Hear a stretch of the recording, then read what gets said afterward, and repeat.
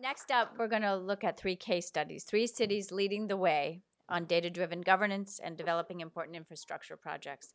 Riverside, California, we've already met the mayor, is experimenting with new sustainability and transportation programs. Los Angeles has used Compstat, that's a crime mapping tool, for over a decade with great success. Violent crime in the city has dropped dramatically. Mesa, Arizona, is piloting apps and other technology that, among other things, allow people to contact emergency services in a way that means, for example, they only send fire trucks when there's actually a fire. To hear how it's all working, it's my pleasure to welcome Riverside, California Mayor Rusty Bailey. LA's Deputy Mayor for Budget and Innovation, Rick Cole. Thank you. Oh, thanks. And Mesa, Arizona Mayor John Giles. And once again, it's my pleasure to welcome back to the stage Steve Clemons. New tie. I have to do something different between every session today. So I don't know if you remember. It's a different tie. Yeah, same socks. Yeah, these are the happy socks. What are your? I forgot my socks. These are totally boring socks. I had them ready. Yeah. I'm blaming it on my daughter. Take a look at these. Well, listen, we're. Wow. You got one of each, though. Look, that's really bold. No. Rick, what do you think of Governor Rendell? He's one of my heroes. What he did in Philadelphia is part of the great turnaround that's happening in America. For 60 years, we systematically disinvested in our urban cores. And the pathology is what we all inherit and what we all are challenged with. And I think we've begun a new era. The next 60 years are going to be about reinvesting in cities. And it's going to be a challenge to see how well each city takes advantage of the opportunities. Just as some cities did better during the period of disinvestment, by either holding out against some of the misguided decision making, like building urban freeways or trying to replicate urban malls or suburban malls in urban settings. And it'll be interesting to see which cities are quickest to jump on these new opportunities and which cities are quickest to jump on them in an inclusive way that promotes equity. I think it would be a tremendous human tragedy and also a tremendous waste of human capital if we end up 60 years from now the way European cities are, where once again the wealthy own the core, and poor people are relegated to what will then be really tough conditions in the suburbs. I think we need to ensure that the people that have been loyal to cities during these last 60 years have the benefit of the new investment, get new jobs, new business opportunities for their kids to go to college. Let me ask the three of you. You know, John, I should say, by the way, is a totally intimidating guy. He's done 20 marathons, 4 Ironmans. I mean, just show us, just show the muscle there. You know? And he's an intimidating mayor. I mean, the pre-mayoral muscle has developed into the mayoral gut, so I'm sorry. Or why people digging into deep archaeological research on your working out? Or yes, well, I'm declining quickly. I've been mayor less than a year, but it's been a steep decline. I'm sorry. And Rusty, of course, in Riverside. And the last time Rusty and I spoke, it was at a forum that we were doing with Siemens up in Sacramento. He was going to be joining us, but there was a airline problem, so it was perfect for an infrastructure discussion. So we did put you on my cell phone over a microphone, and you did a great job. Although now I know you're a helicopter pilot, you could have just flown up on that, right? But, I should have. You should have, yeah. But let me ask you, a similar question. And Rick, you were mayor of Pasadena, as I understand it, in addition to being the super powerful deputy mayor, like the power behind the throne type guy. Here, the Cromwell of Garcetti's. Wow. Yeah. I prefer Cardinal Richelieu. Being a Catholic. Better than Rasputin. Yes, right. But when we're talking about the connected city and the tools that you folks have when you think about running a city, you can't be thinking just about today. You think about what do you want to achieve 5 years from now, 10 years from now, 20 years from now. What are the different tools that you get to play with today that a mayor 5 years ago didn't have? What's the changing terrain? Well, people now expect government to do more with less because that's what they do, and that's the bar that we're held to as well. So I, as mayor, am now reaping the benefits of those things, those projects, and the insights that were observed by my predecessors. But at the same time, I have the benefit of I was on the city council in my city nearly 15, 20 years ago, and it's awfully fun to come back now and see some of the we started light rail, for example, just at the edge of our community 15, 20 years ago when I was on city council. A couple of months from now, I'll be the mayor that gets to cut the ribbon when it finally arrives to our downtown. Mm-hmm. So you do you do get that, you know, it's a delayed gratification thing anytime you're in politics. But for example, one of the great things that I am reaping the reward from right now is back in 2006, our community started paying attention to data and realized that we were... In 2006, they knew about data. That's true.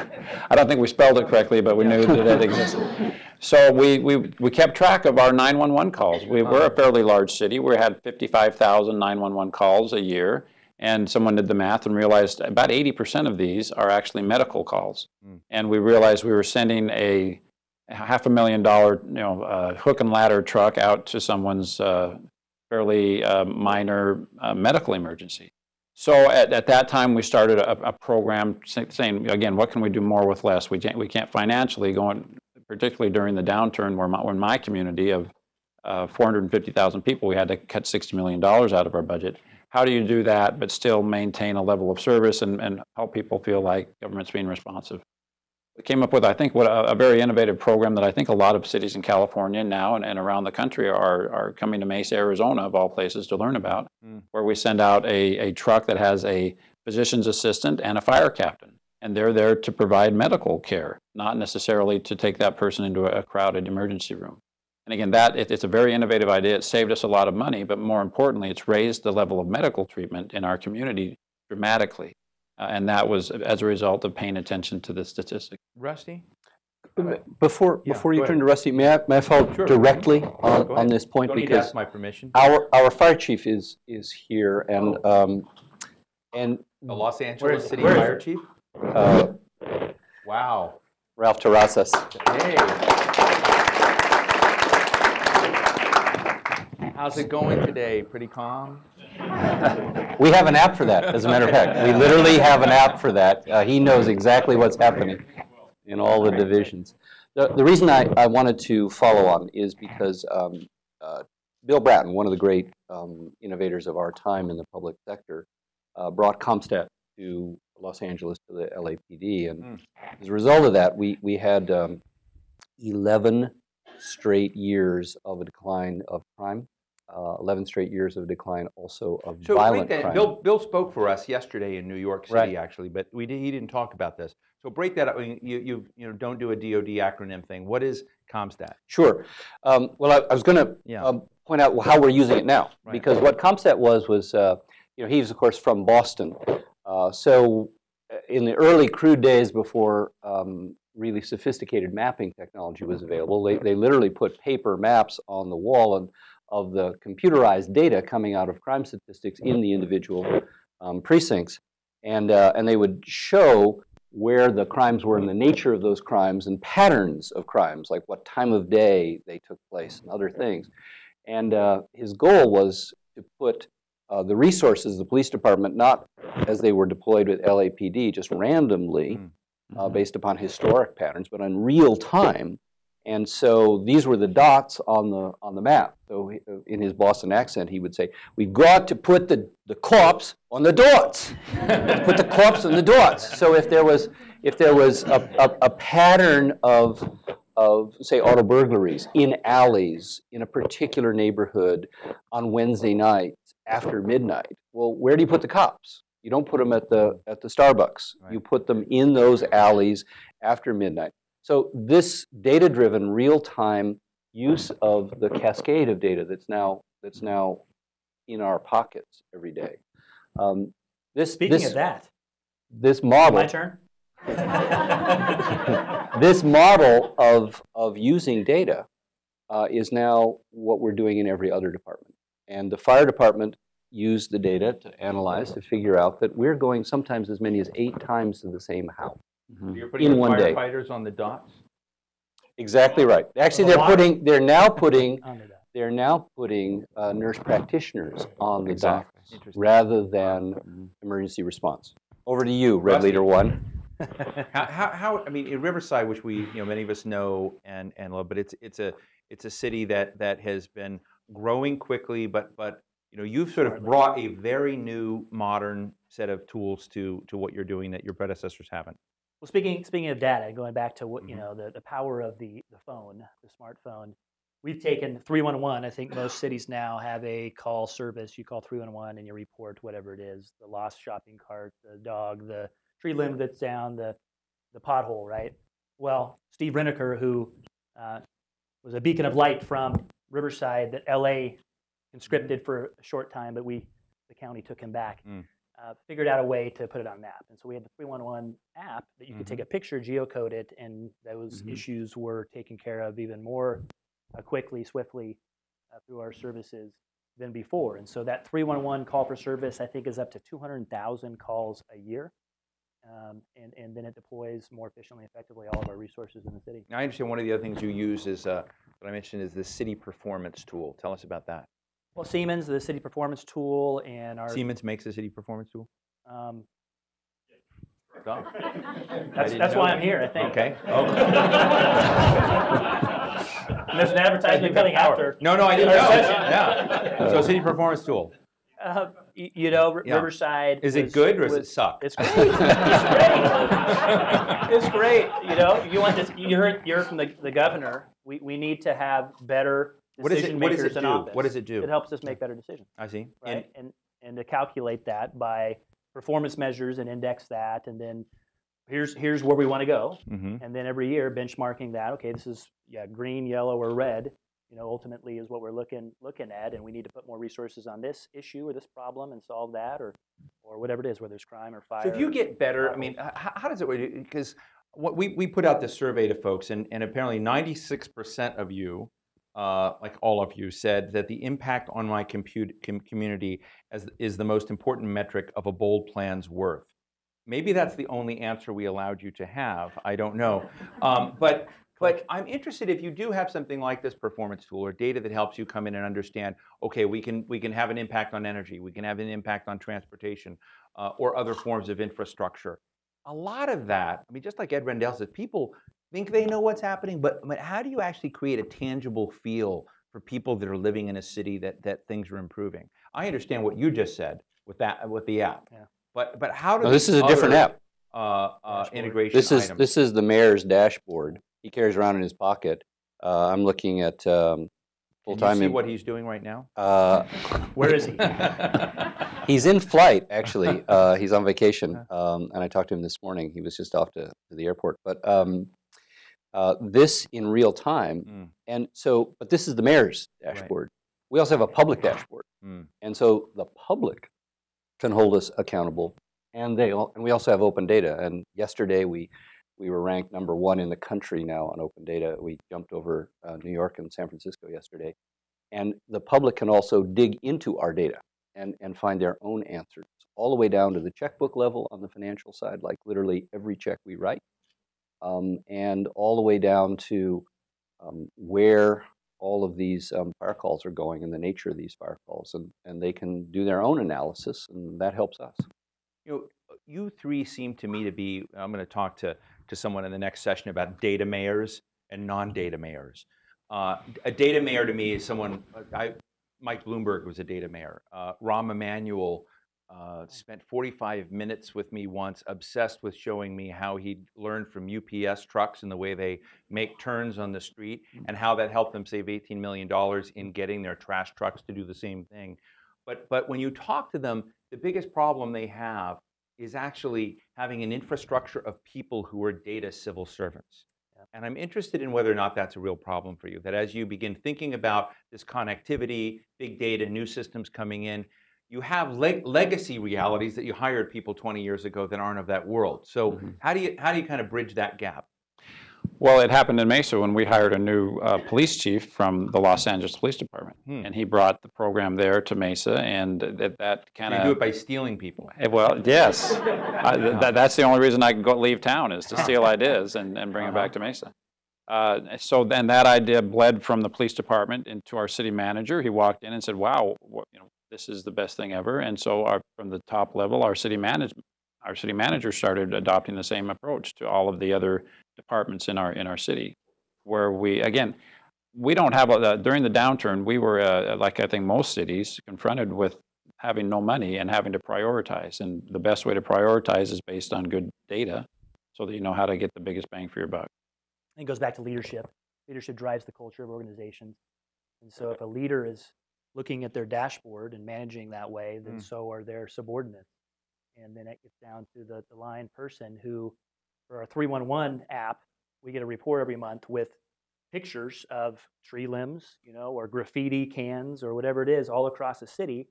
And then, like I said, we can deploy the graffiti team on a regular, path wherever that graffiti pops up. And so I think that they appreciate those tools to be able to be more efficient and effective out there on the ground. Do you get those kind of calls? Yes. as the governor talked about being the mayor. Rick, what's the craziest call you've received? Well, Like, let me to fix before something, cat in a tree. Yeah, but look, I'm in charge of the government part of the government. They don't call me. They only call me for money. Because I'm. Can I call you for money? Yes, yes, you can.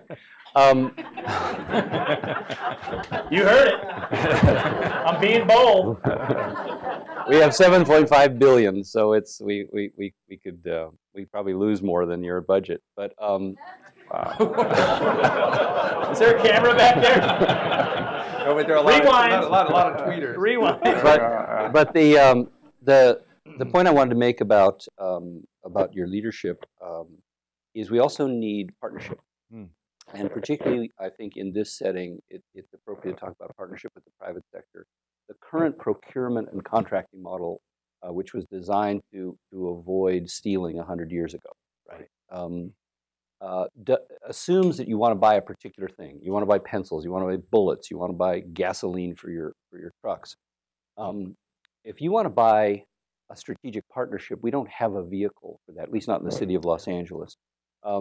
We sometimes manage to sort of around the bend do it. So, for example, on Compstat, the big data company Palantir is a strategic partner. They co-developed our current version, very highly sophisticated version.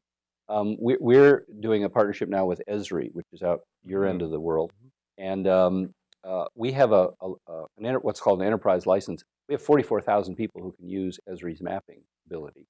We have about 100 people who know how. So we're going to spend the next 6 months with 6 departments who could most use the mapping function and train everybody in those departments how to use it, because we're already paying for it.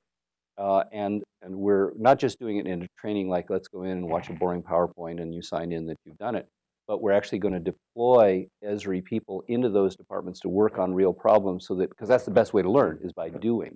So we have to create a space where we can partner with the Siemens and the Esris and the Palantirs and the IBMs and the whatnot in a way that doesn't steal the public sector blind. There have to be new ways of controlling how the billing is done, and I think transparency is the key to that. So that today it's not like it's going to be buried somewhere. And it so take it a step further. You were just joking with Rusty about doling out your rounding errors as budget help to Riverside, but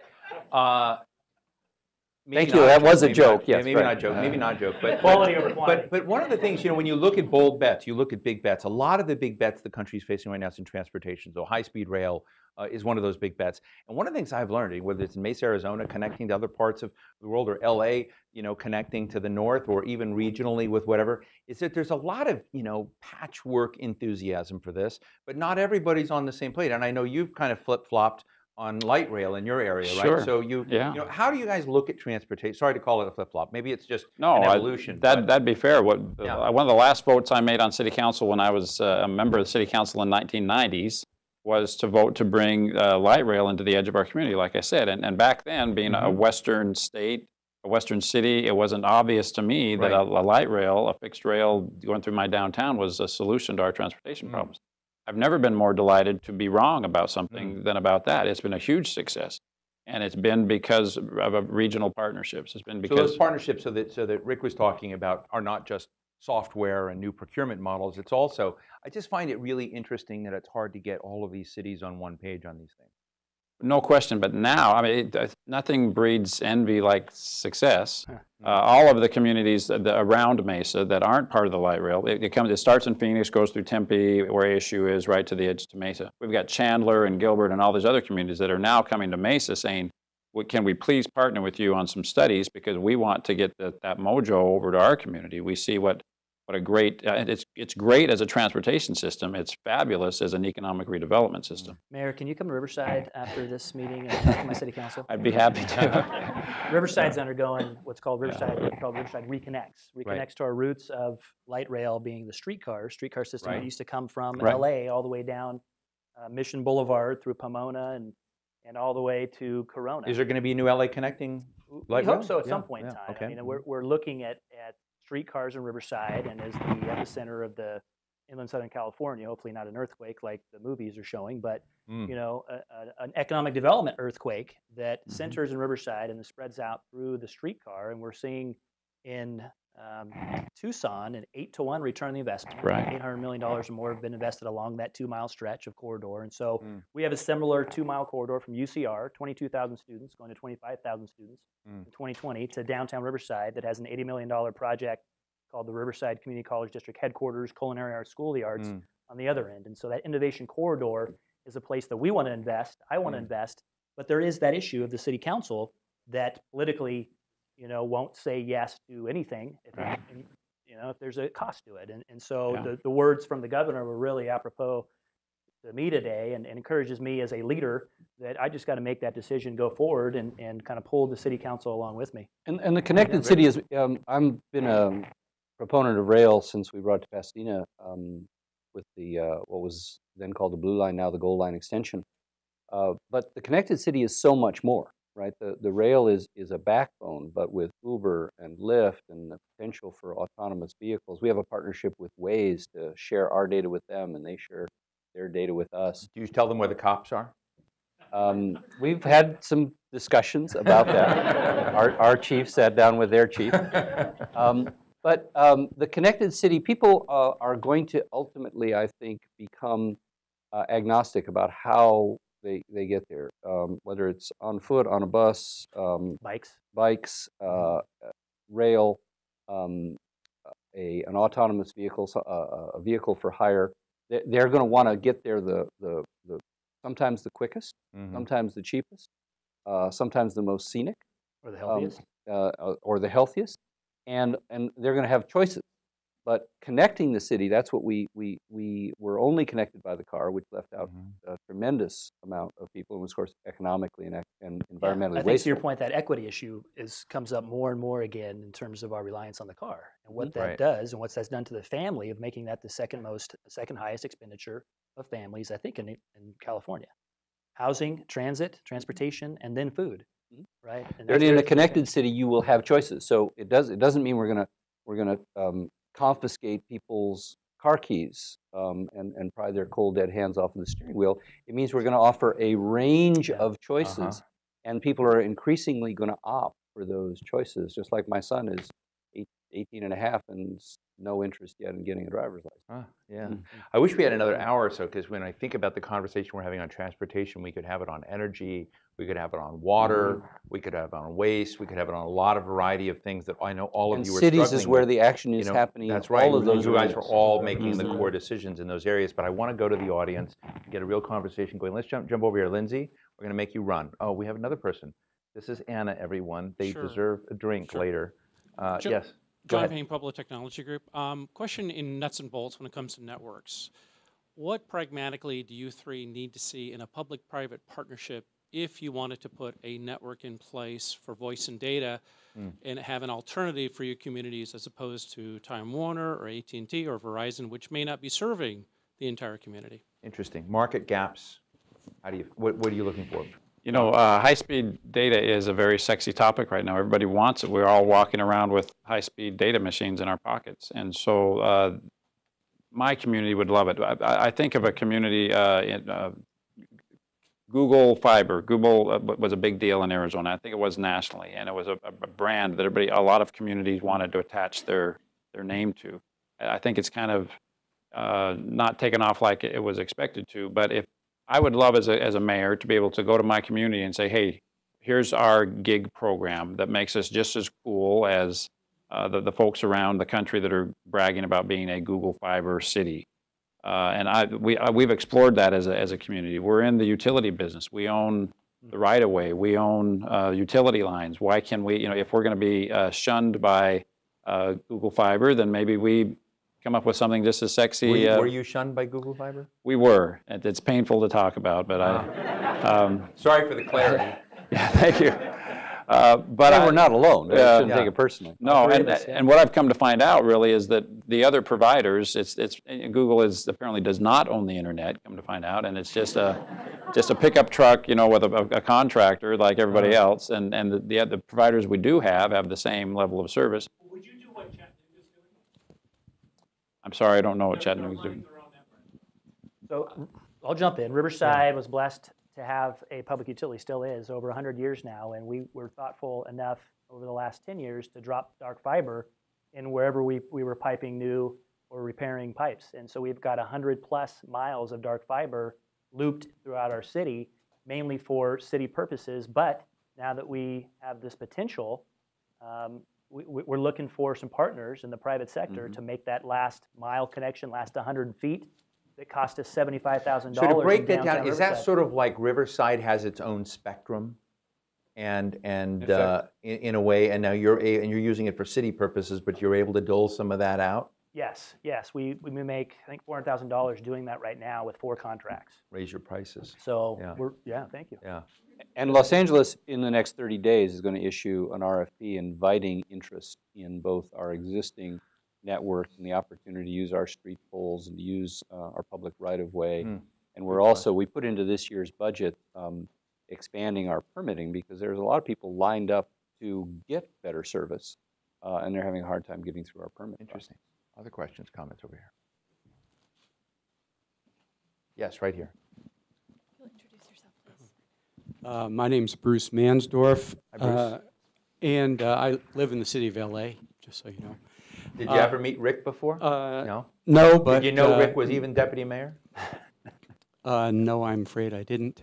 But it's a pleasure to see him. That was sincere, I could The tell. name on the door is Eric Garcetti. That's the one to remember. I know that name. Good. That's the one. That's the important one. So the question is, we've talked about allocating resources for infrastructure, hard sorts of infrastructure, and we've talked about allocating resources for data and analysis and the use of that. So talk about, I know we don't have a lot of time, but talk about how those two things vie with each other for the efficient allocation of resources. That is, what's the priority? Is it the hard assets that you got to put in place? Is it the data? And how does that all work together? Rick, can you jump in on that? Yeah, data is way cheaper, as it turns out, than building a bridge. So it is the place to, I think, to start. It's the way to accelerate. During the tough times of World War II, a member of the British War Cabinet said, "You're out of money. We're going to have to think."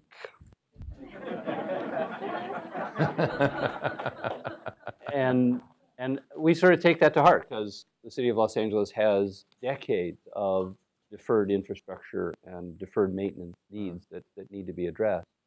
So we have to leverage the resources we do have. And so data can tell us, as Governor Rendell was saying, where we need to do that the most.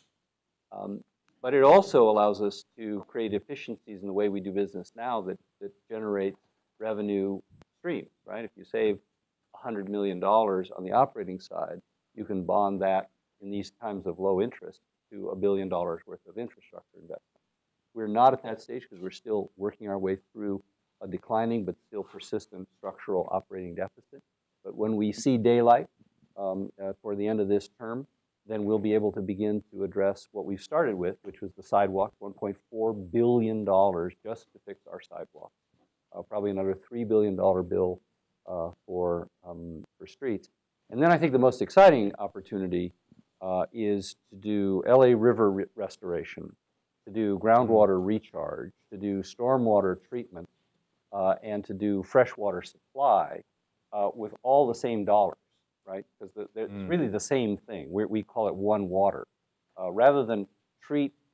this is a program called One Water? Yeah, it's rather than treat the stormwater for $7 billion so we can put it in the ocean, we'll treat the water to put it in the river, and then it will percolate into the ground where we can pump it up and send it to our customers, right? That's using the water the way nature does it over and over and over again. So that's a huge opportunity. It's one that's going to take some time to figure out how to finance. It's going to take public-private partnership. But you start with the data, and the data is what tells you where to put your money.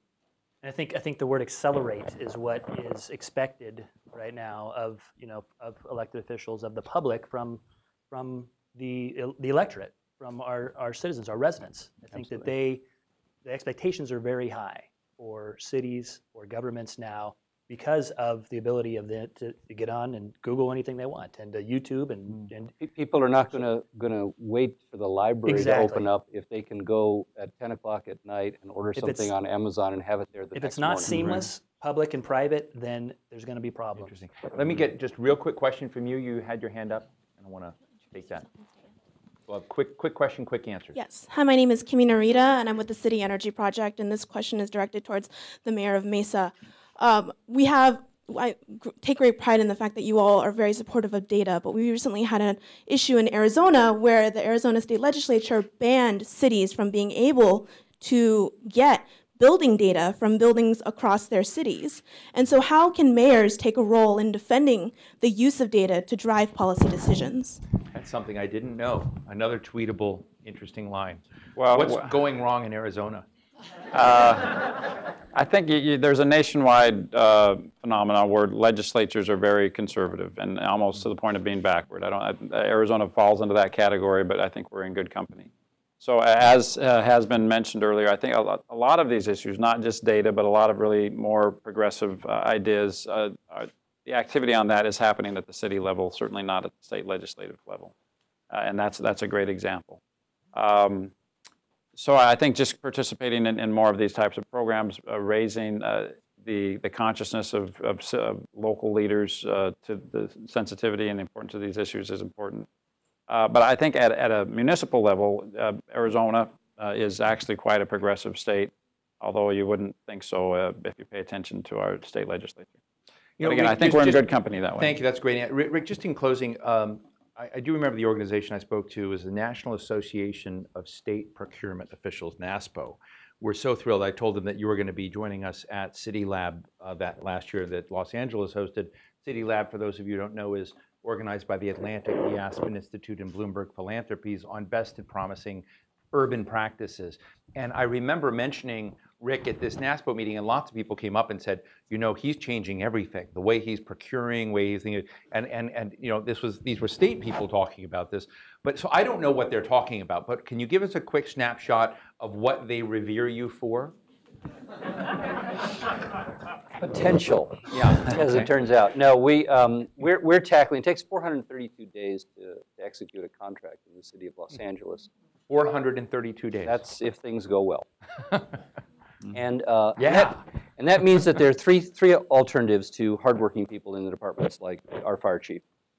You can go through the brain damage of trying to navigate that year-and-a-half-long process.